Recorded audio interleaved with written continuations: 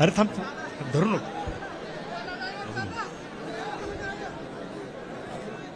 स्वर्गीय संतोषजी देशमुख यांच्या कुटुंबियांना न्याय देण्यासाठी बीड जिल्ह्यातल्या कानाकोपऱ्यातून हजारो लाखोच्या संख्येनं आलेले सर्व बंधू भगिनी तरुण मित्र व्यासपीठावरील आदरणीय संभाजीराजे आदरणीय मनोजदादा जरांगे पाटील सर्व मान्यवर बंधूंनो आणि भगिनींनो, संतोष देशमुख यांची हत्या होऊन आज 19 दिवस झाले तरी सुद्धा काही आरोपी अद्याप मोकाट आहेत, त्यांना अटक झालेली नाही.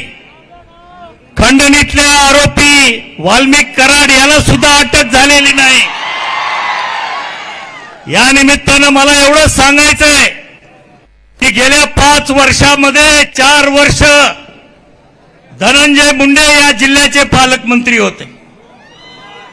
या ठिकाणी पंकजाताईंनी सांगितलं की या धनंजय मुंडेंनी आपलं पालकमंत्री पद भाड्याने दिलं.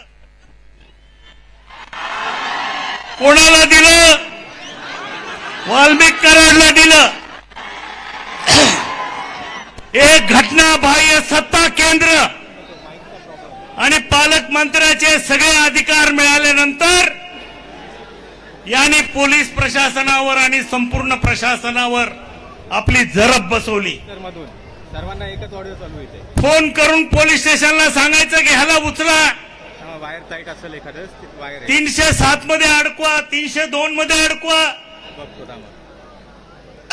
हजारो आपणच दिलेलं बेगुन्हा नागरिकावरती या ठिकाणी खटले. या परळी तालुक्यामध्ये म्हणजे आपण दिला गोदावरी नदीतून सर्वांनी दररोज 300 हायवा ह्या वाळूचा उपसा करतात.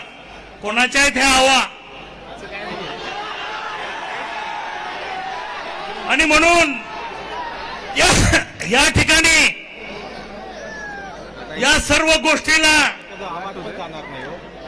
ज्यांनी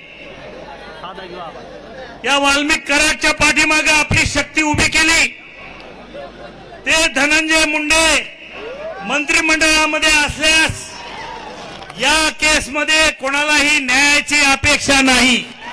आणि म्हणून या निमित्तानं मी मुख्यमंत्री आणि अजितदादांना विनंती करतो की या केसचा निकाल जोपर्यंत आरोपीला फाशी होत नाही तोपर्यंत त्यांचं मंत्रिपद काढून घ्यावं.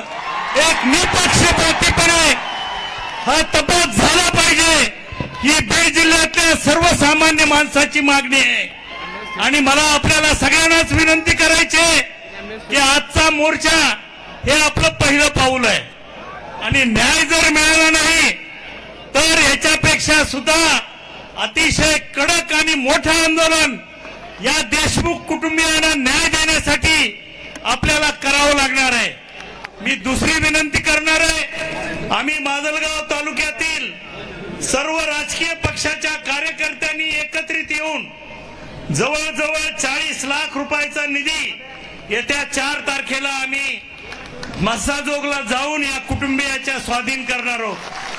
बाकीच्या कार्यकर्त्यांना मला विनंती करायची आहे की 2 छोटी मुलं आहेत, म्हातारे आई वडील आहेत, एक भाऊ आहे, त्या भावाचं कुटुंब आहे. या सगळ्यांना आपल्या आधाराची गरज आहे.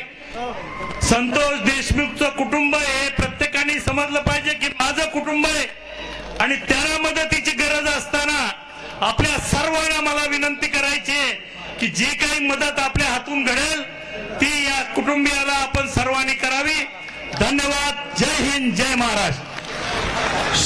बापासाठी